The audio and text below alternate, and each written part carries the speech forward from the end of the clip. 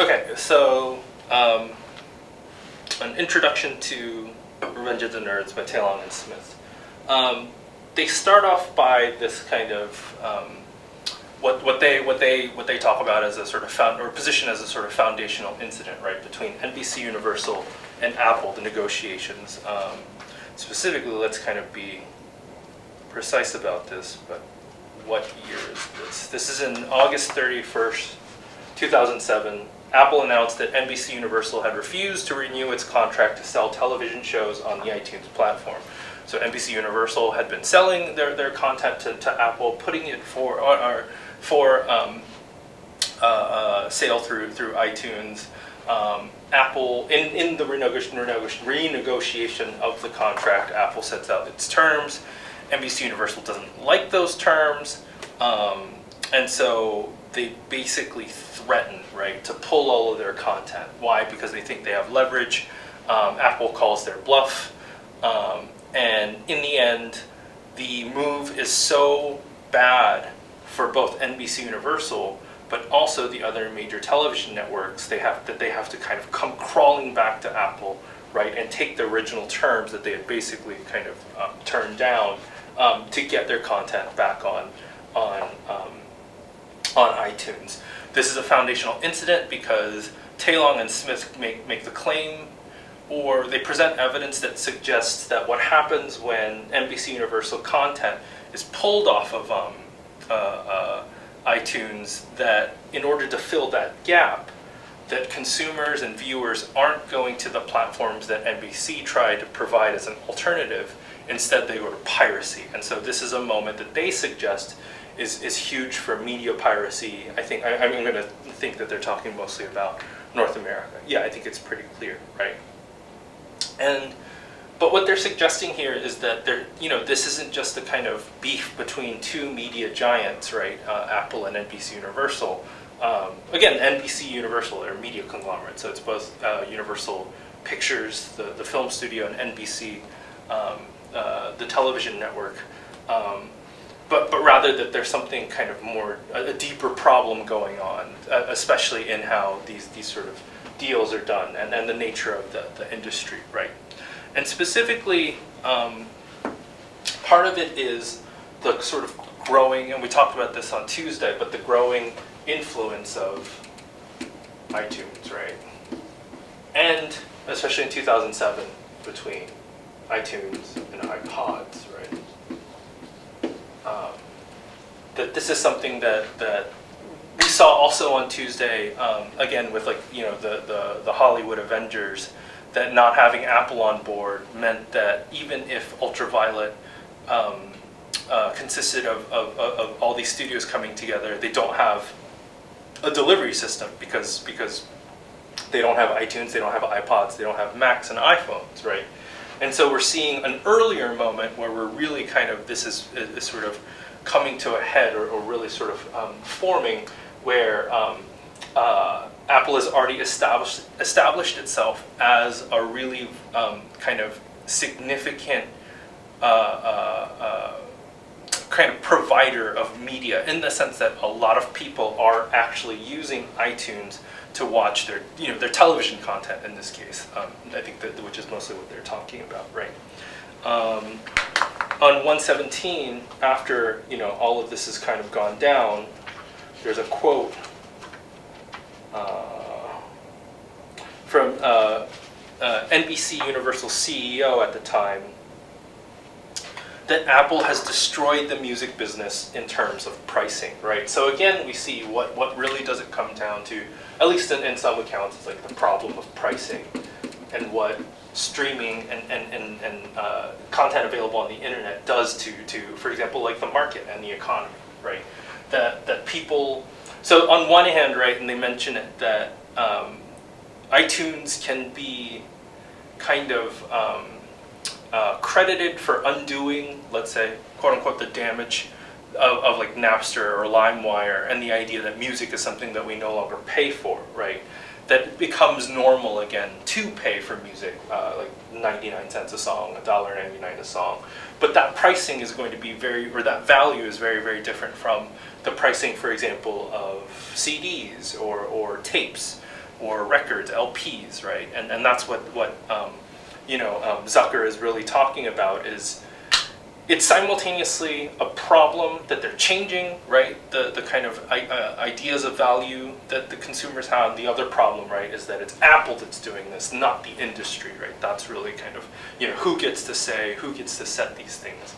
That's sort of the grievance here, right? And so let's get into, and we'll talk about this more for a bit, but going back to the kind of beef between NBC Universal versus Apple, what was their leverage, right? What did they think that they had in these negotiations that they could kind of come in that aggressively? Well, it was trust in their exclusive content, right? So on 117, because so much of their content were big money makers for Apple, they thought that Apple would kind of shake in their boots if they said, and I think The Office is the one that they actually mentioned explicitly. The Office is a show, we see it culturally, right? We see, even, I remember, even in the class we've talked about some of us kind of obsessively consume The Office to this day. I know I've heard that more than once before. You see it in memes all the time, in kind of GIF reactions, and that sort of thing.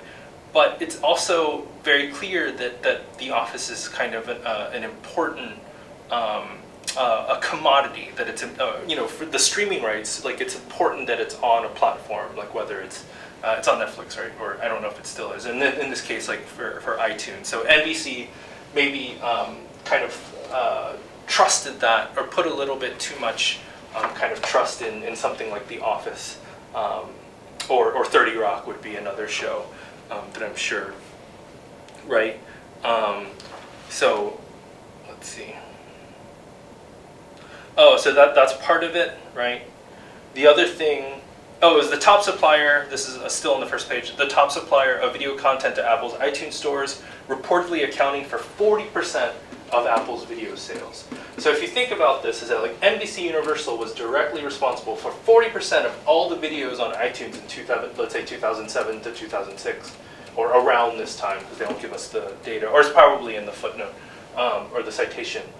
That's adequate reason to say, you have nothing without us. I think that's fair. It's fair to assume that, right? The other thing is that this issue of timing, right? Timing as sort of crucial,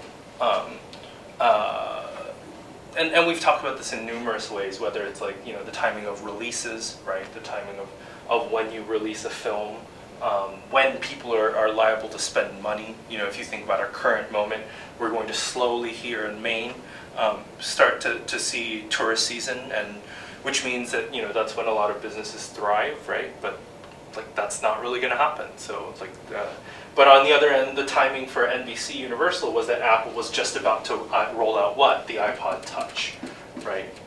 So the kind of the almost did again, little sibling version of the iPhone without phone capabilities, and keeping in mind this is right after the super hot release of the first iPhone, right around in 2007, and so which means that this is probably going to sell well. People are going to have small devices, that are capable, that are primarily used for music and video playback. They're going to need content. NBC Universal sells 40% of iTunes content. Apple is going to need NBC, right? That was the guess that they had made, right? And on 118, there's a line that I want to point out. Where is it? On that second paragraph, the first line, from NBC's perspective, the bet seemed safe. And this is just something that I kind of want to emphasize for a moment here.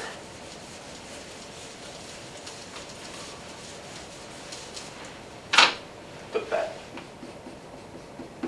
right?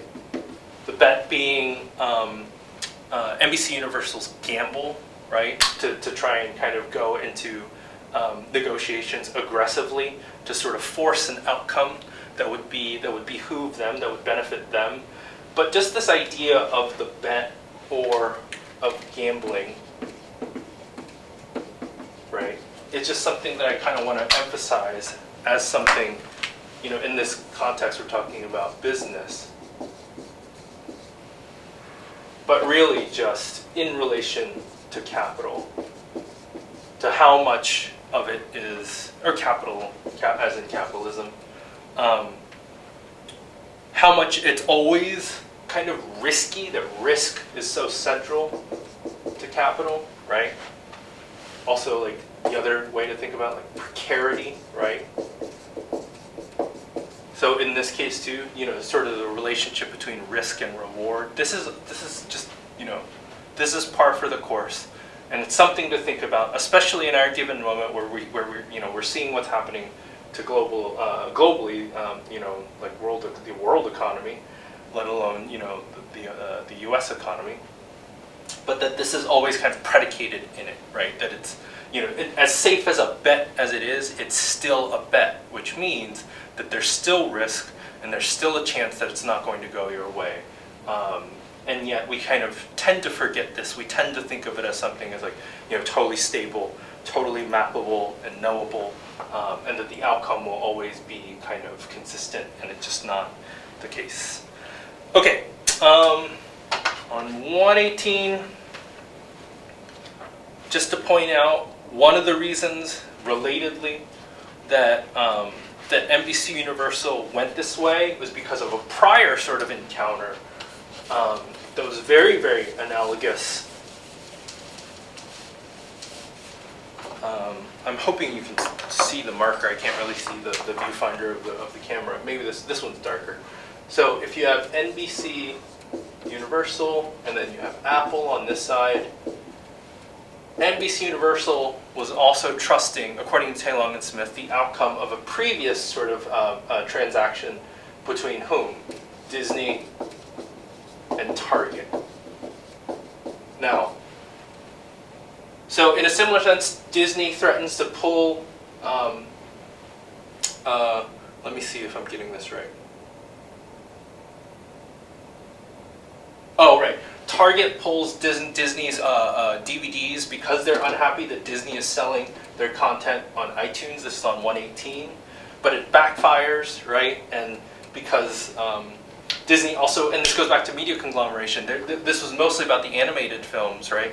But Target wanted one of the Pirates of the Caribbean films. Those films were really, really, really lucrative during that period. I don't know if you guys will remember that or not. And so Target kind of goes crawling back to Disney and says, like, okay, we'll take their films again, and we'll kind of have to just deal with the fact that you're also selling them on iTunes. But so the kind of key here, right, or a number of key things that just are worth noting. Why would NBC Universal think of themselves in the position as being in the position that Disney is? Because both of them, what do they have in common? They're both two of the big six media conglomerations, right? Or conglomerates, right? They're also both producers, right? So why then is NBC Universal and Taylong and Smith putting these two in relation to one another? Because we're going back to the question of distribution, right? It's not about the content, their content, but how their content gets to the consumer, right? And again, it's like, Disney is a great example. They have their own form of distribution. They have the Disney store, right? You can go to the mall. Is there one in Bangor? Well, I guess I wouldn't know Bangor. I don't think there's one in Portland, right? I wouldn't know where the nearest one is.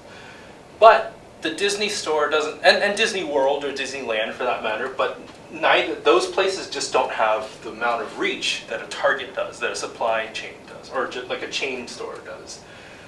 Similarly with Apple, right, and NBC. NBC, they have their own, distribution network. You can go to 30 Rockefeller and buy like DVDs there. Probably, I don't remember. It's been so long since I've gone. But it just doesn't have the reach that Apple does. Now, but here's the thing. I want to touch my nose again. That's the thing. Here's the thing. But why are these two not the same? Because this is offline physical, right, distribution. This is online streaming, distribution. And that, I would suggest, probably has something to do with the fact that Apple, that in this case, Disney had leverage. In this case, Apple is the one that actually had the upper hand, right? On 119, so after NBC pulls out and they offer their own sort of channels of distribution, piracy goes up, and Taylong and Smith, and I think we've seen this before in other readings as well, they make the claim, or they point out, that piracy is ultimately an issue of convenience, right?